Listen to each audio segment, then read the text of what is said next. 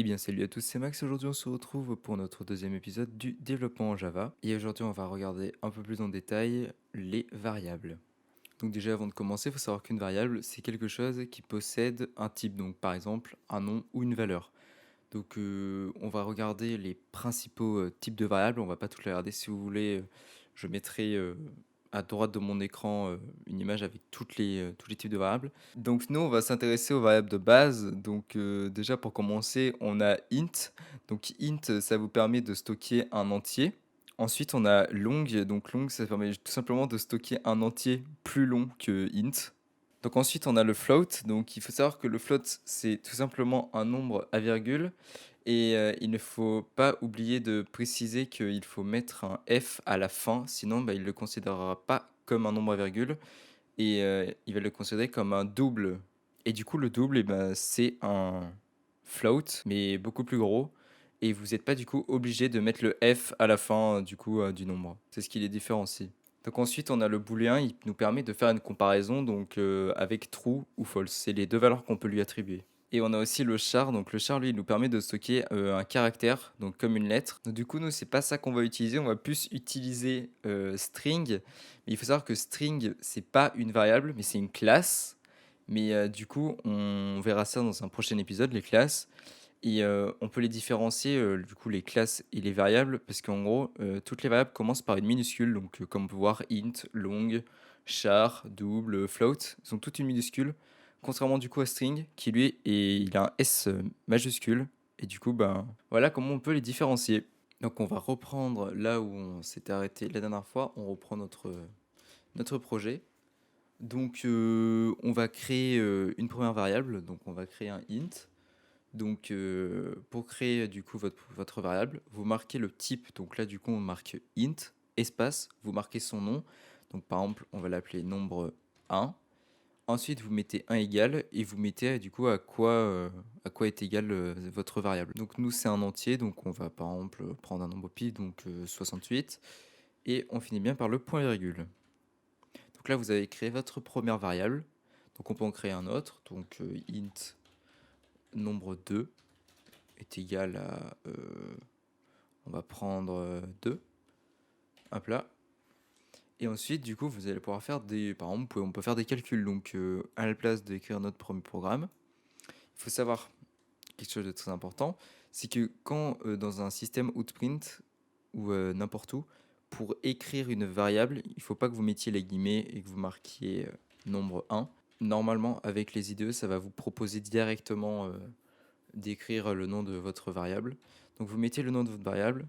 Ensuite, vous mettez un plus, vous ouvrez vos guillemets et là, vous pouvez mettre votre texte. Voilà comment, du coup, là, on va marquer, du coup, que... On va plutôt faire l'inverse. On va écrire ici, on ouvre les guillemets, on écrit nombre 1, on ferme les guillemets, on met un plus, et puis ensuite, vous mettez votre variable. Là, par exemple, regardez, si on lance, ça va nous écrire, du coup, nombre 1, 68, parce que, en gros, on va mettre un petit espace, hop là, on relance, nombre 1, du coup, et du coup ma première variable. Ensuite, il faut savoir que vous pouvez aussi faire des calculs, donc je vais remplacer ça par résultat, on va marquer ça comme ça, et du coup, vous mettez directement, du coup, nombre plus nombre 2. Si vous souhaitez directement faire l'addition entre les deux nombres directement dans le système outprint, il va falloir que vous mettiez des parenthèses. Sinon, il va vous les afficher à la suite et du coup, ça peut poser problème. Si vous avez un autre calcul, donc si vous voulez que ce soit ce calcul qui se fasse en premier, c'est des maths. Hein. Hop là, et qu'on veut qu'après ce résultat soit multiplié par 2. Voilà, on écrit comme ça. Du coup, 68 plus 2, 70 fois 2, 140. C'est nickel. Du coup, ouais, voilà, vous pouvez faire des petits calculs. Mais du coup, bah, pour la déclaration du variable, c'est tout le temps la même chose. Vous marquez son type et ensuite son nom. Donc voilà, et toujours sa valeur derrière. Donc là, on va faire le test avec un float. Donc comme je vous ai expliqué, en gros, un float, donc nombre, égale, si vous mettez par exemple 84, ça va fonctionner. Mais si vous voulez du coup mettre une virgule, donc vous mettez votre virgule, euh, 87, il faut bien mettre un F. Voilà. Et là, du coup, il va savoir que c'est un float. Donc, en gros, regardez, on va l'afficher. Donc, tac. Si on affiche le float, ça va pas afficher le F. C'est juste que pour lui, en gros, c'est pour qu'il sache que c'est du coup un nombre à virgule. Ensuite, du coup, on a aussi le string. Donc le string, il faut bien mettre un S majuscule. Donc en gros, c'est ce que j'ai expliqué tout à l'heure. Il ne faut pas oublier le S majuscule à string, sinon il ne va pas être considéré comme une classe et il va être considéré comme une variable. Le problème, c'est qu'il n'y a pas de type de variable string, donc du coup, ça ne pourra pas marcher. Du coup, on va l'appeler texte égal. Pour un string, vous devez mettre des guillemets parce que du coup, c'est une chaîne de caractères. Donc vous mettez vos guillemets, vous écrivez ce que vous voulez à l'intérieur. Et bien sûr, vous n'oubliez pas de mettre le point virgule. Et du coup, ouais, contrairement au nombre, on met pas de guillemets, sinon bah, du coup notre nombre deviendrait une chaîne de caractères et de toute manière, il ne l'accepte pas. Voilà, comme on peut voir, il nous dit que ce qu'il veut c'est un float et que là, ce qu'il reçoit c'est un string. Donc on va enlever ça. Tac. Du coup, il faut savoir, donc je vais recréer une autre variable string. Hop là. Donc il faut savoir que vous pouvez implémenter, en gros, vous pouvez rajouter du texte. C'est-à-dire que là, si on écrit par exemple texte plus texte 2, ça va nous écrire bonjour, comment ça va. En gros, on va enlever cet espace ici parce que j'en ai déjà mis un là. Paf, on a écrit ça et on va voir que du coup ça va genre implémenter les deux et du coup ça nous fait notre phrase. C'est juste que ça rajoute à la suite les deux variables, tout simplement. On va retourner sur les nombres et il faut savoir qu'il y a quelques opérateurs qui sont assez pratiques. Donc là, juste avant, on a vu... je vais recréer une... Je vais supprimer tout ce qu'on avait jusque là. Tac. Hop là, on va mettre nombre. Je vais créer du coup nombre est égal. Donc du coup, on a vu le égal. On a vu du coup qu'on pouvait prendre des nombres et les additionner. Vous pouvez faire ça, oui. Dans une variable, vous pouvez... le int, vous pouvez lui attribuer toutes les variables. Vous pouvez directement lui attribuer deux valeurs que vous additionnez entre elles. Donc en gros, pour faire plus simple, vous pouvez créer par exemple un int nombre 1, vous lui donnez la valeur 1, ensuite int nombre 2, vous lui donnez la valeur 1 aussi, et vous pouvez écrire une variable, vous pouvez lui attribuer d'autres variables. Donc là, on peut écrire nombre 1 plus nombre 2, et du coup, le nombre sera le résultat du coup de 1 plus 1, et du coup, int nombre sera égal à 2, tout simplement. Donc on a vu du coup le plus, vous pouvez aussi faire moins. Il y a aussi du coup le signe multiplié. On a aussi divisé. On a aussi le pourcent. Donc en gros, le pourcent, il permet de calculer le reste d'une division entre deux valeurs. Et du coup, le égal, bon, bah, il lui sert tout simplement à attribuer une valeur à une variable. Il faut savoir qu'on a des opérateurs qui permettent de simplifier les opérations mathématiques. Donc en gros, là, je vais prendre l'exemple avec nombre. Donc nombre, on va le rendre égal par exemple à 5. Et vous voulez que du coup nombre, donc on va l'écrire juste en dessous, vous voulez que nombre, qu'on lui ajoute nombre 1. Donc au lieu d'écrire nombre égal nombre plus nombre 1, donc qui est la méthode pour les additionner et qu'ensuite ils prennent du coup une nouvelle valeur. Donc là ça sera égal à 6. Vous pouvez directement écrire nombre plus égal nombre 1. Et en gros c'est exactement la même chose, c'est juste que le plus égal fait directement le truc que je vous ai écrit juste avant. Donc ça peut être assez pratique de connaître ça.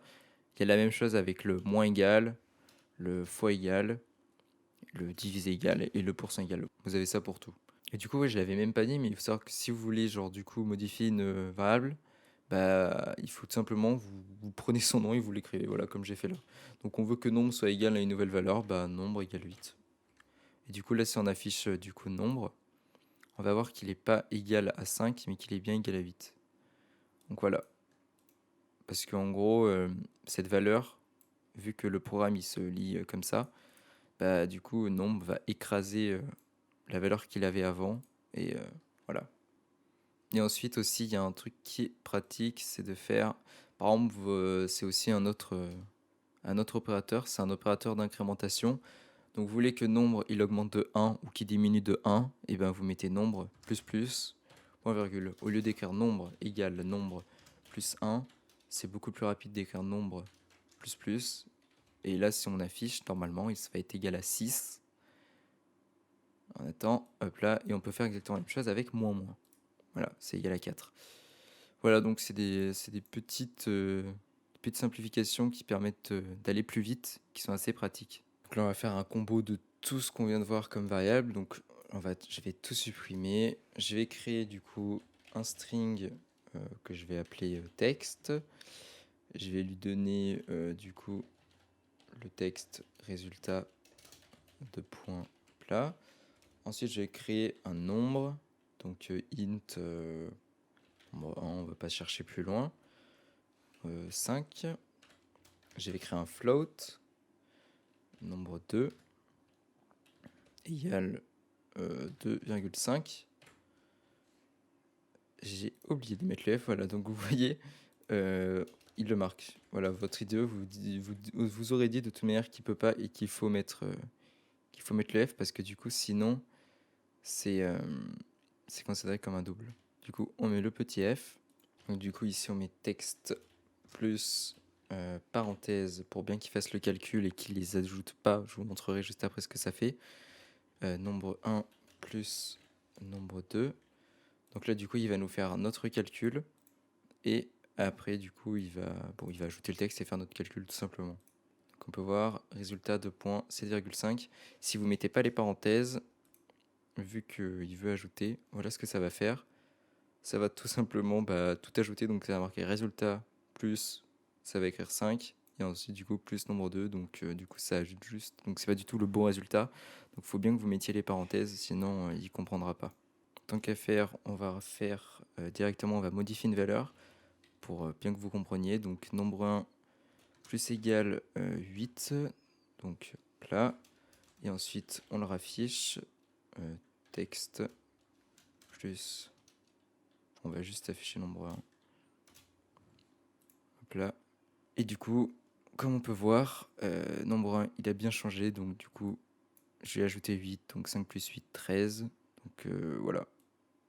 Ça nous affiche directement la nouvelle valeur de nombre 1. Il faut savoir qu'il y a un moyen aussi d'afficher, bon ça c'est autre chose, mais si par exemple, je vais vous montrer juste en dessous, vous êtes en train d'écrire premier paragraphe, on écrit n'importe quoi, paf, et que vous voulez que ça soit dans le même truc de texte, vous faites du coup CTRL/N, et vous mettez du coup deuxième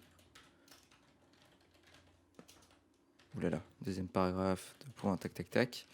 On met des nombres, c'est pas grave. Et là, quand vous insérez, vous allez voir qu'en gros, le petit anti/n, c'est un petit truc qui permet de faire un retour à la ligne, tout simplement. Donc, du coup, dans notre console, on voit que c'est écrit premier paragraphe. On voit pas le anti/n parce que c'est que dans le code. Et du coup, ça nous fait un retour à la ligne. Si on l'enlève, ça va tout mettre à la suite. Donc en gros, ça vous évite, si parfois vous avez envie, ça vous évite d'écrire 2 fois du coup. Tac. Ça vous évite de faire ça. C'est pratique. Voilà, donc la vidéo est déjà terminée. Donc elle aura été un peu courte, mais bon, au moins comme ça maintenant, vous savez bien ce qui est une variable et comment on la crée, comment on l'utilise. Et qu'est-ce qu'on peut faire avec du coup. Et j'espère que cette vidéo vous aura plu. N'hésitez pas à vous abonner et à mettre un like. Et aussi à me dire en commentaire si vous avez des questions ou besoin d'aide. Je n'hésiterai pas à vous répondre. Sur ce, moi je vous dis à tout à l'heure. Ciao ciao.